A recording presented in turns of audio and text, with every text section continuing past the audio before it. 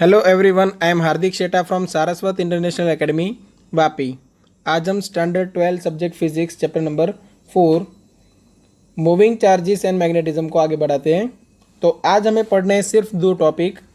एक है साइक्लोट्रॉन और उसके बाद दूसरा आएगा magnetic field due to a current element, और वो है बायो-सावर्ट्स लॉ। ठीक है, दो ही टॉपिक आज हमें पढ़ने हैं। सबसे पहले पढ़ते हैं साइक्लोट्रॉन। अब साइक्लोट्रॉन है जो थियरी, वो आप अलग अलग पार्ट्स में डिवाइड कर सकते हो। जैसे सबसे पहले आएगा प्रिंसिपल ऑफ साइक्लोट्रॉन, उसके बाद आएगा कंस्ट्रक्शन, उसके बाद आएगा वर्किंग, उसके बाद बोल सकते हो आप लिमिटेशन। ठीक है ना, इतनी चीज़ें आपको पढ़नी है। वन बाय वन हम डिस्कस करते हैं। सबसे पहले बात करते हैं प्रिंसिपल की। ठीक है, तो टेक्स्ट बुक में एकदम अच्छे से दिया हुआ है, आप वर्ड टू वर्ड पढ़ सकते हो। मैं यहाँ पे आपको एक्सप्लेन कर रहा हूँ कि हमने यहाँ पे पढ़ा था motion of a charge in a magnetic field. उसमें पहला केस था सर्कुलर मोशन। अब सर्कुलर मोशन में रेडियस का फॉर्मूला क्या था? R equal to M V divide by Q B. चलो मैं यहाँ पे कॉपी कर लेता हूँ। R equal to M V divide by Q B, equation 1। और दूसरा फॉर्मूला हमने ढूंढ निकाला था टाइम पीरियड के लिए या तो फ्रीक्वेंसी के लिए। चलो फ्रीक्वेंसी क्या थी, मतलब number of rotation per unit time, तो वो था Q B divide by M, Q B divide by 2πm। ठीक है, चलो ये इक्वेशन 2। ये जो दो इक्वेशन है उसकी हेल्प से हम बनाते हैं साइक्लोट्रॉन। अब कैसे समझो कि अगर मैं वेलोसिटी इंक्रीज करूं, समझना, इफ वेलोसिटी इज इंक्रीज्ड तो क्या होगा? तो रेडियस इंक्रीज हो जाएगी, है ना, क्योंकि यहाँ पे देखो वेलोसिटी है और रेडियस है वो लीनियर रिलेशन में है, डायरेक्टली प्रोपोर्शनल में है। ठीक है, बट फ्रीक्वेंसी चेंज नहीं होगी, मतलब वो कांस्टेंट रहेगी। देखो फ्रीक्वेंसी है वो कांस्टेंट रहेगी। इसी प्रिंसिपल पे वर्क करता है साइक्लोट्रॉन कि जब आप यूनिफॉर्म मैग्नेटिक फील्ड के अंदर किसी चार्ज पार्टिकल को मूव कराते हो तब वो सर्कुलर मोशन करता है। अगर वो पार्टिकल की वेलोसिटी कैसे भी करके आपने इंक्रीज कराई तो रेडियस इंक्रीज होगी बट फ्रीक्वेंसी वही की वही रहेगी।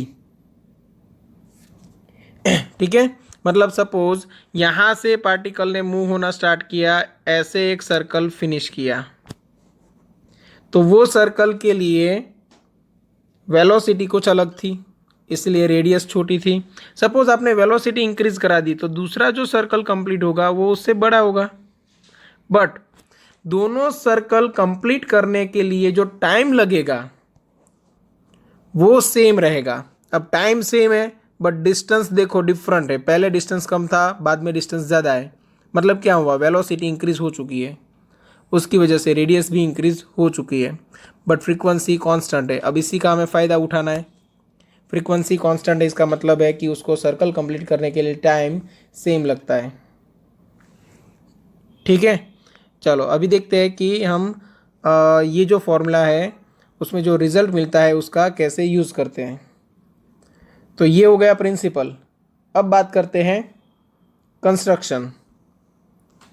ठीक है, अब साइक्लोट्रॉन का कंस्ट्रक्शन कैसा होगा वो यहाँ पे हम ड्रॉ कर लेते हैं सबसे पहले। तो यहाँ पे मैंने ड्रॉ किया हुआ है, दो यहाँ पे डीज है हमारे पास। ठीक है, और मैग्नेटिक फील्ड है वो हम पहले ड्रॉ कर लेते हैं। तो यहाँ पे मैग्नेटिक फील्ड है वो मान लेते हैं पेज से बाहर की ओर है,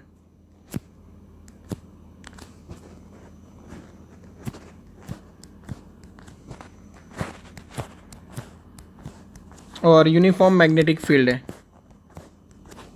ठीक है, अब इतना कंस्ट्रक्शन समझ में आ गया होगा। अब फटाफट हम देख लेते हैं कि यहाँ पे करना क्या है। तो हम यहाँ पे एक ऑसिलेटर सर्किट लगा देंगे दोनों डीज के आसपास। ठीक है, सपोज मैंने यहाँ पे एक टर्मिनल ले लिया और यहाँ पे एक टर्मिनल ले लिया और मैंने यहाँ पे रख दिया एक ऑसिलेटर।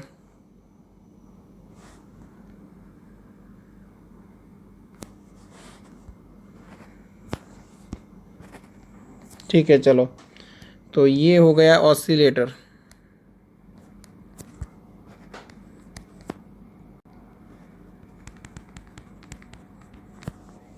ओके, तो यहाँ पे ये जो ऑसिलेटर है वो क्या माना जाएगा, कांस्टेंट एक सोर्स है कांस्टेंट फ्रीक्वेंसी के साथ। एसी सोर्स है अल्टरनेटिंग करंट का वोल्टेज सोर्स और विथ कांस्टेंट फ्रीक्वेंसी एफ, और वो फ्रीक्वेंसी हम यहाँ पे जो साइक्लोट्रॉन की फ्रीक्वेंसी है एफ सी उसके साथ मैच कराएंगे, मतलब रेजोनेंस क्रिएट कराएंगे। ठीक है, अब होगा क्या समझो कि ये हॉलो डिस्क है, जो ये डीज है, जो डी शेप में आपको नज़र आ रही है वो अंदर से हॉलो है। तो यहाँ पे अंदर की ओर इलेक्ट्रिक फील्ड रहेगा zero, but magnetic field is not equal to zero.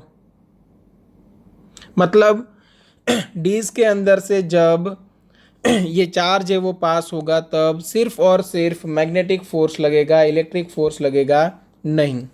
और जब ये गैप में से पास होगा अब गैप में तो इलेक्ट्रिक फील्ड भी है और मैग्नेटिक फील्ड भी है, दोनों नॉट इक्वल टू ज़ीरो। मतलब जब गैप में से पास होगा तब electric field plus magnetic field दोनों लगेगा।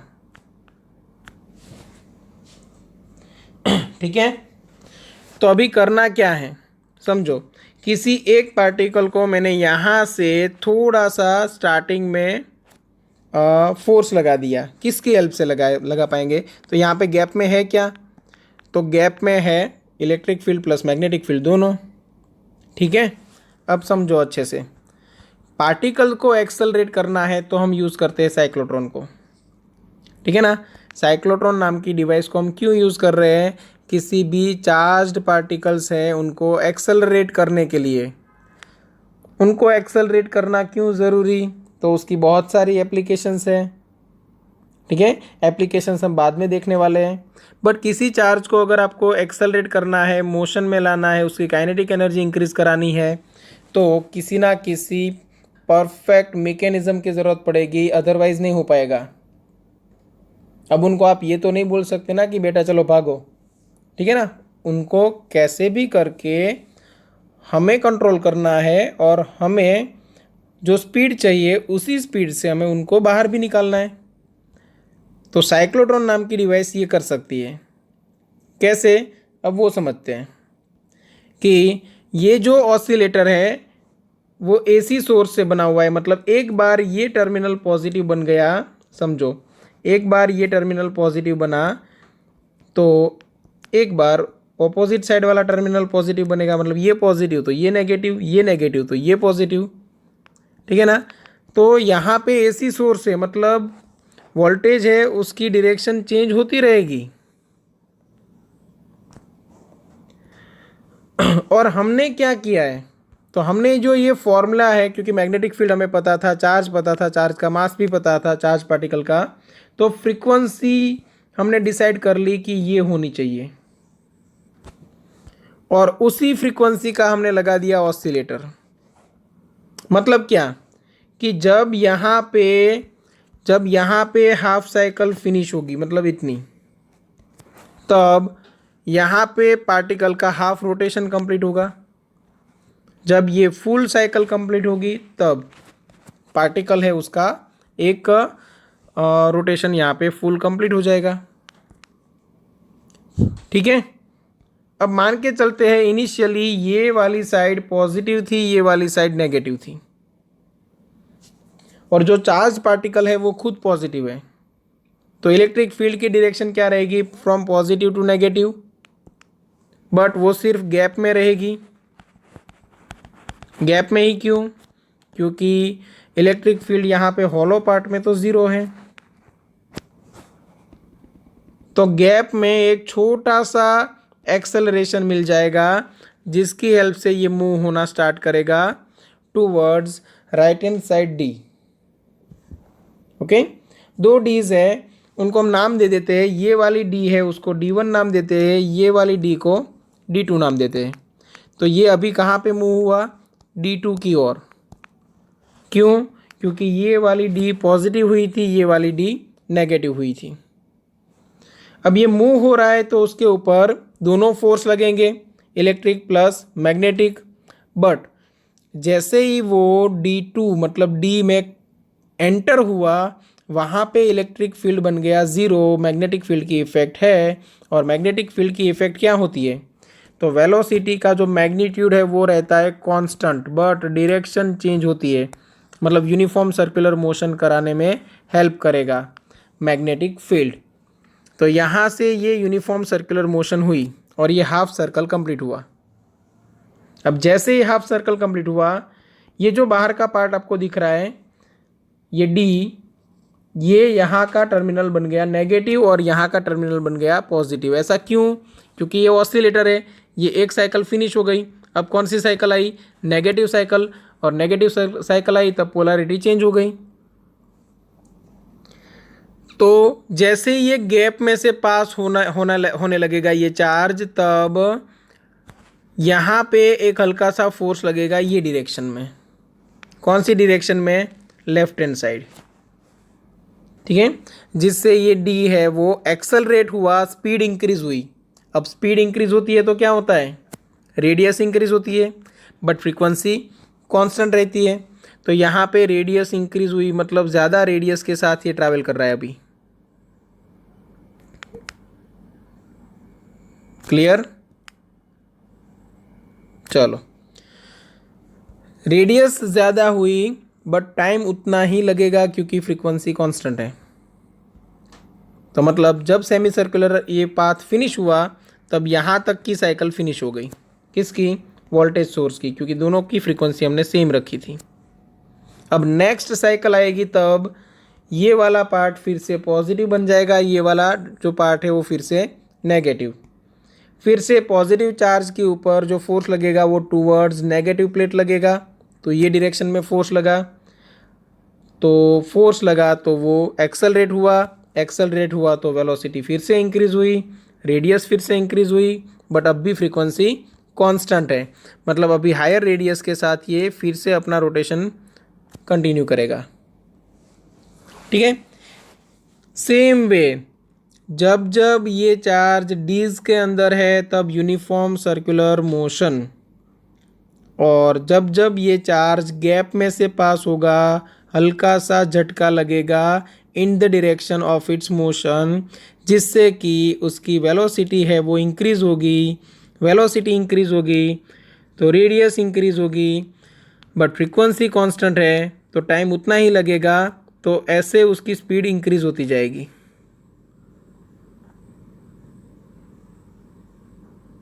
फिर एक टाइम ऐसा आएगा जब आपको अपनी डिजायर्ड वेलोसिटी है, जो स्पीड आपको रखनी थी उतनी मिल गई, तब आप एग्जिट पोर्ट की हेल्प से उसको बाहर निकाल लोगे। और वहाँ पे हमने एक डिफ्लेक्शन प्लेट रखी होगी जिससे कि एक्स्ट्रा मैग्नेटिक फील्ड जनरेट हो। ये क्या होगा? Deflection plate. और ये जो यहाँ पे हमने गैप रखा है वो क्या है? Exit port. और यहाँ पे जो अपना पार्टिकल है वो यहाँ पे डिफ्लेक्ट होके बाहर की ओर निकलेगा विथ सम हाई वेलोसिटी। ठीक है, ये चार्ज पार्टिकल है वो बाहर निकलेगा। क्लियर? अब रेडियस मैक्सिमम कितनी होगी वो समझ लो। तो मैक्सिमम हो सकती है डीज की रेडियस जितनी, ठीक है ना। और रेडियस ऑफ डीज वो क्या है? Suppose capital R.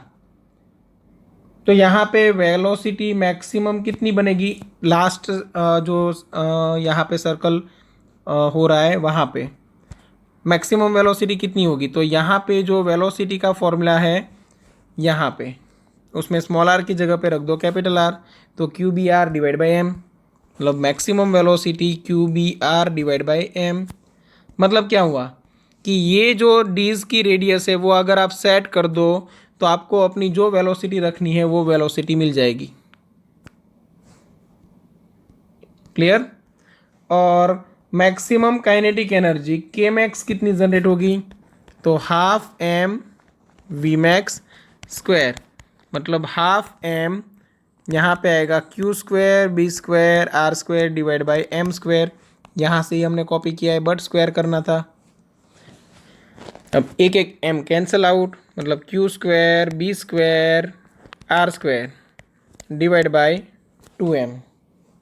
ठीक है, ये क्या हो गया, maximum kinetic energy that can be given to charge particle. ठीक है, सेम ऐसा कुछ हो रहा था वहाँ पे मंगलयान के टाइम पे, आपको याद होगा शायद।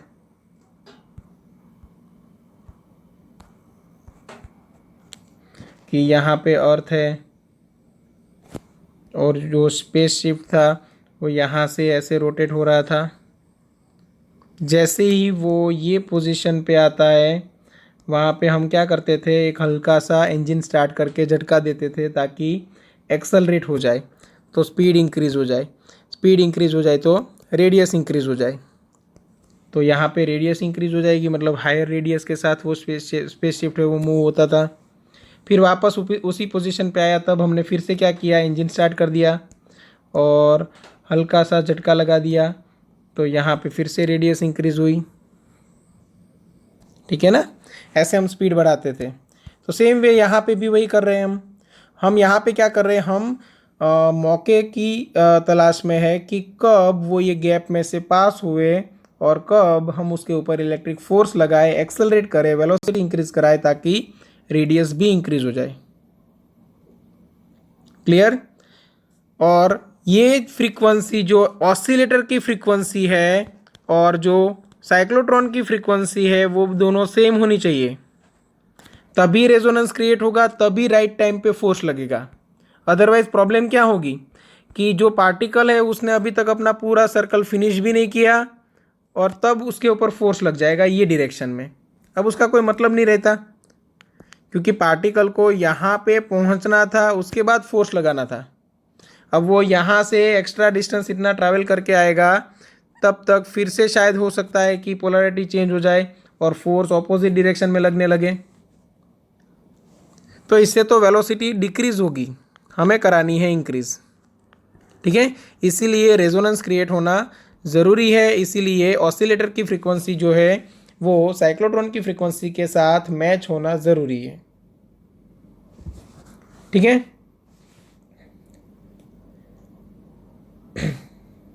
क्लियर है यहाँ तक। अब एप्लीकेशन ऑफ साइक्लोट्रॉन, ठीक है ना, तो the cyclotron is use to bombard nuclei with energetic particles so accelerated by it and study the resulting nuclear reactions। ठीक है, न्यूक्लियर रिएक्शंस को स्टडी करने के लिए साइक्लोट्रॉन यूजफुल है। क्यों, क्योंकि किसी भी न्यूक्लियस के ऊपर आप किसी एक चार्ज पार्टिकल को अगर कोलाइड कराना चाहते हो उसके साथ, उसके बाद जो रेडिएशंस निकलते हैं उसको स्टडी करना चाहते हो, तो चार्ज पार्टिकल है वो मोशन में आना ज़रूरी।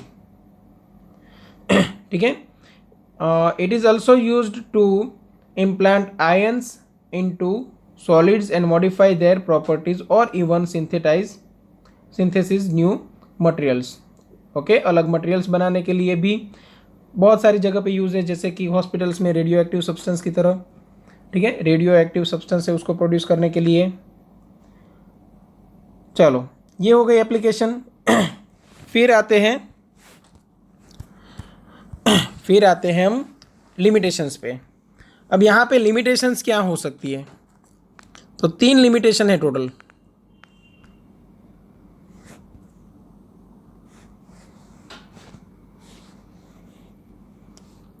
ठीक है, टोटल 3 लिमिटेशन है, अच्छे से देखना।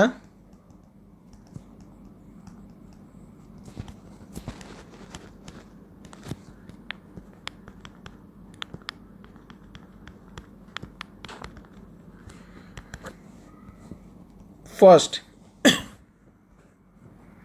कि आप एक नॉर्मल लिमिटेशन है कि चार्जलेस पार्टिकल्स है, particles can not be accelerated by this device.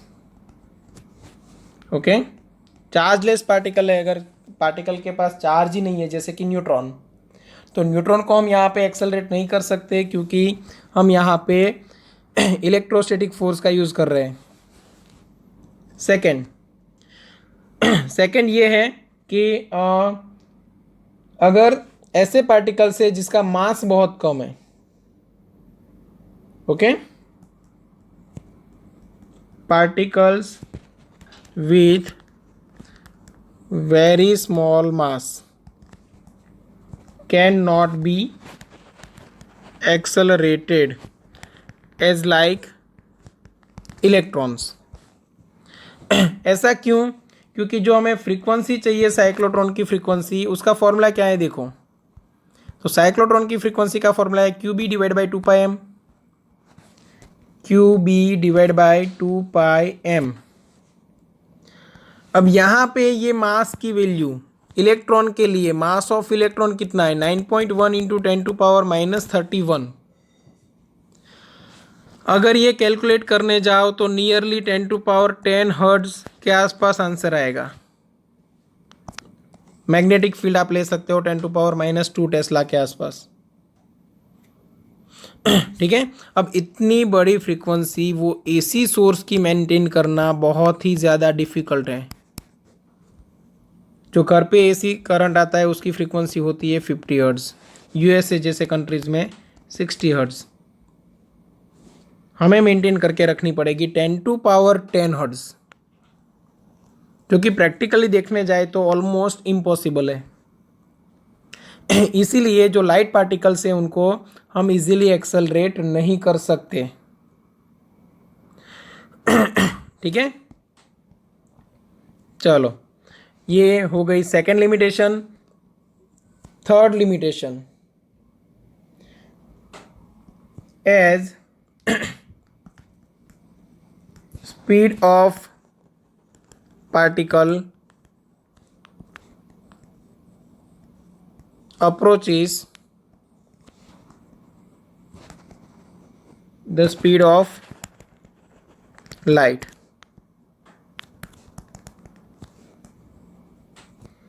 its mass changes। जब पार्टिकल की स्पीड ऑफ लाइट के नज़दीक पहुंचने लगेगी तब उसका मास चेंज होगा। अब m इक्वल टू क्या होता है, m0 into upon 1 - v² by c²। ये फॉर्मूला आप 11th स्टैंडर्ड की एक एक्सरसाइज में भी पढ़े थे। तो m0 क्या है, m0 है वो रेस्ट मास है। जब पार्टिकल रेस्ट में होता है तब उसका मास कुछ इस तरह होता है। और ये m क्या है, तो मास विथ वेलोसिटी v। अगर वही पार्टिकल v वेलोसिटी से ट्रैवल कर रहा है तो उसका मास बनेगा m। मतलब क्या कि जैसे जैसे स्पीड इंक्रीज होगी वैसे वैसे मास इंक्रीज होगा, मतलब पार्टिकल है वो हैवी बनता जाएगा। और अगर पार्टिकल की स्पीड है वो लाइट की स्पीड के जितनी हुई, मतलब v = c हुई, तो मास है वो इनफाइनाइट बन जाएगा। ठीक है ना। तो इसका मतलब क्या हुआ कि हम मान के चलते थे कि फ्रीक्वेंसी कांस्टेंट है। क्यों? क्योंकि ये जो फॉर्मूला है उसके अंदर Q, B, M तीनों कांस्टेंट थे। बट जब पार्टिकल की स्पीड ऑफ लाइट के नज़दीक पहुंची तब ये मास चेंज हुआ। अब मास चेंज हुआ तो फ्रीक्वेंसी चेंज हुई। फ्रीक्वेंसी चेंज हुई तो ये दोनों की फ्रीक्वेंसी सेम रखना इम्पॉसिबल हो जाएगा क्योंकि कंटिन्यूसली फ्रीक्वेंसी चेंज हो रही है और ऑसिलेटर की फ्रीक्वेंसी आप कंटिन्यू चेंज नहीं कर सकते। तो रेजोनेंस क्रिएट नहीं हो पाएगा। रेजोनेंस क्रिएट नहीं हो पाएगा तो कभी कभी मोशन के ऑपोजिट डायरेक्शन में भी फोर्स लग सकता है, तो फिर कभी कभी पार्टिकल है वो अपनी वेलोसिटी है वो लूज़ करना चालू करेगा और वेलोसिटी फिर से मेंटेन रहेगी, मतलब कम रह जाएगी। ठीक है, तो ये तीनों लिमिटेशंस हैं। क्लियर यहाँ तक? तो ये साइक्लोट्रॉन यहाँ पे फिनिश हुआ। एक बार अच्छे से टेक्स्ट बुक में से पढ़ लेना है, क्योंकि आपको पता होना चाहिए कि थियरी में ये क्या क्या लिखना पड़ेगा। वर्किंग एक्सप्लेन करने के लिए, कंस्ट्रक्शन एक्सप्लेन करने के लिए क्या क्या लिखना है वो भी आपको आना चाहिए। ठीक है, ओके। अब पढ़ते हैं बायो-सावर्ट्स लॉ। बायो-सावर्ट्स लॉ में आपको मैग्नेटिक फील्ड की वैल्यू मिलेगी, वैल्यू प्लस डायरेक्शन दोनों, ड्यू टू इलेक्ट्रिक करंट। अब प्रॉब्लम यहाँ पे ये है कि इलेक्ट्रिक करंट है वो स्केलर क्वांटिटी है और उसी के साथ रिलेट करने वाली क्वांटिटी मैग्नेटिक फील्ड वो वेक्टर क्वांटिटी है। तो यहाँ पे हम एक लेने वाले हैं करंट एलिमेंट, मतलब करंट के साथ लेंथ, छोटी सी लेंथ है उसको मल्टीप्लाई करेंगे डीएल और उसके ऊपर वेक्टर दिखा देंगे। ये जो डीएल है वो वेक्टर रिप्रेजेंट करेगा magnitude of length and direction of electric current. मतलब आप ये बोल सकते हो कि इलेक्ट्रिक करंट ने अपनी डायरेक्शन दिखाने के लिए एक असिस्टेंट रखा हुआ है डीएल नाम का। ठीक है, अब बायो-सावर्ट्स लॉ है क्या, स्टेटमेंट में बोल रहा हूँ, आपको याद रखना है, टेक्स्ट बुक में भी लिखा हुआ है। ठीक है,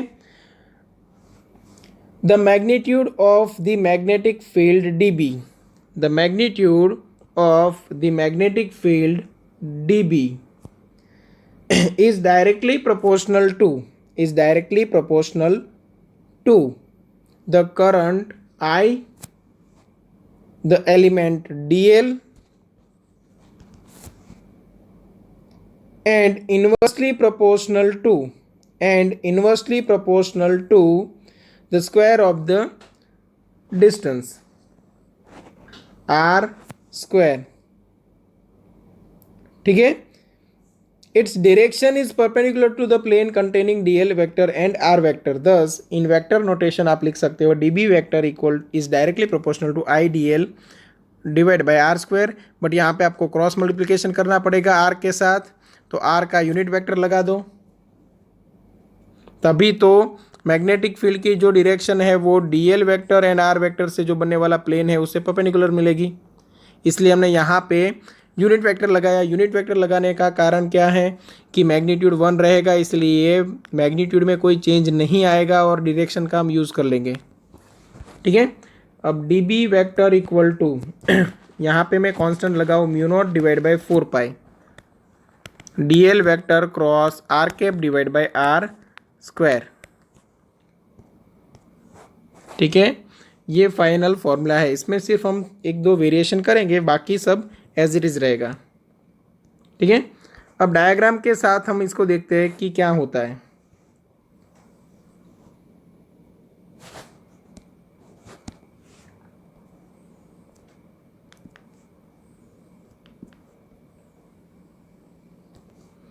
सपोज ये एक वायर है और इसके अंदर से ये डायरेक्शन में इलेक्ट्रिक करंट पास हो रहा है आई। तो इतना छोटा सा एलिमेंट मैं ले रहा हूँ, यहाँ से यहाँ तक इतना छोटा सा एलिमेंट, जिसको मैं नाम बोलूँगा current element I D L. तो ये आई डी एल वैक्टर है। उससे कुछ दूरी पे, मतलब सपोज यहाँ पे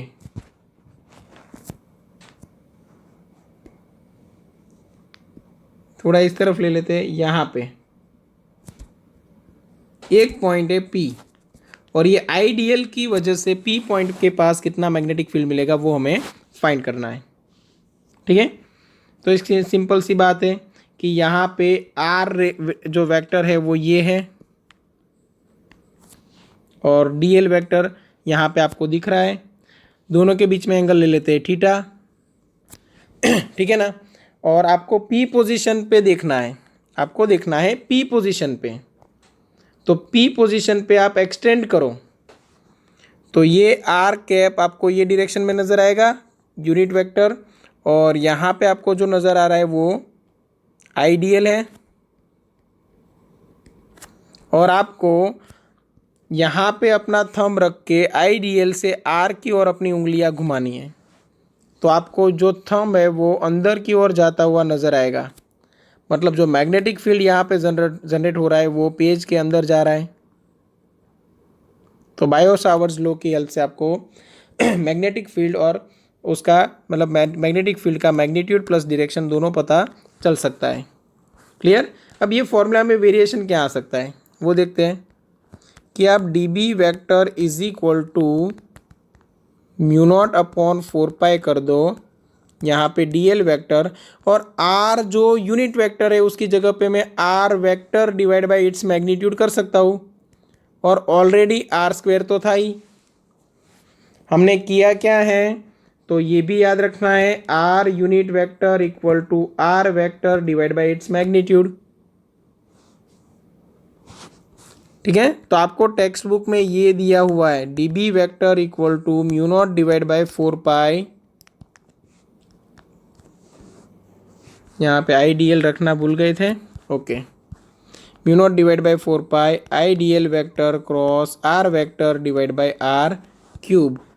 और अभी भी अगर आपको आगे बढ़ना है, सिर्फ मैग्नीट्यूड चाहिए, तो mu naught upon 4 pi I D L, और यहाँ पे आर कैंसिल हो जाएगा, इसलिए डायरेक्ट आएगा sine theta divide by R square. ठीक है। इसमें से किसी भी फॉर्म का आप यूज़ कर सकते हो। अब यहाँ पे म्यू नॉट क्या है, ठीक है, यहाँ पे म्यू नॉट क्या है, तो म्यू नॉट है permeability of free space.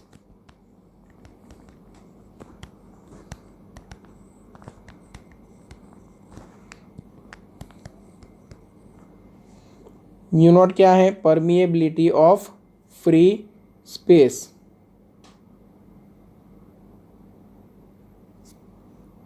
Okay.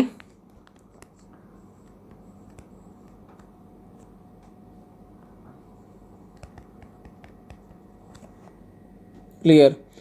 अब परमिएबिलिटी का मतलब क्या रहेगा, परमिशन प्लस एबिलिटी, मतलब कोई भी मीडियम है वो अपने अंदर से कितनी मैग्नेटिक फील्ड लाइन को पास देने की परमिशन देता है, उसकी जो एबिलिटी है उसको बोला जाता है परमिएबिलिटी। जैसे वैक्यूम की परमिएबिलिटी आयन के हिसाब से बहुत कम है, Fe। ठीक है ना। तो कोई कोई मटेरियल की परमिएबिलिटी फ्री स्पेस से ज़्यादा होगी। ठीक है। और यहाँ पे वही सारे कंसेप्ट लगेंगे जो परमिटिविटी के लिए लगते थे, जैसे कि हम एप्सिलॉन नॉट लेते थे तो परमिटिविटी ऑफ फ्री स्पेस, तो एप्सिलॉन क्या था, परमिटिविटी ऑफ मीडियम। वैसे ही म्यू नॉट है वो परमिटिविटी ऑफ फ्री स्पेस, तो म्यू क्या है, परमिटिविटी ऑफ मीडियम।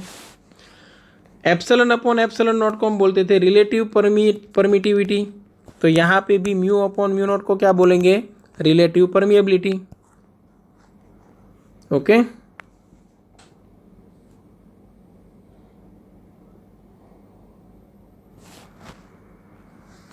चलो यहाँ तक क्लियर होगा। अब रिलेशन देखते हैं, relation between permeability and permittivity.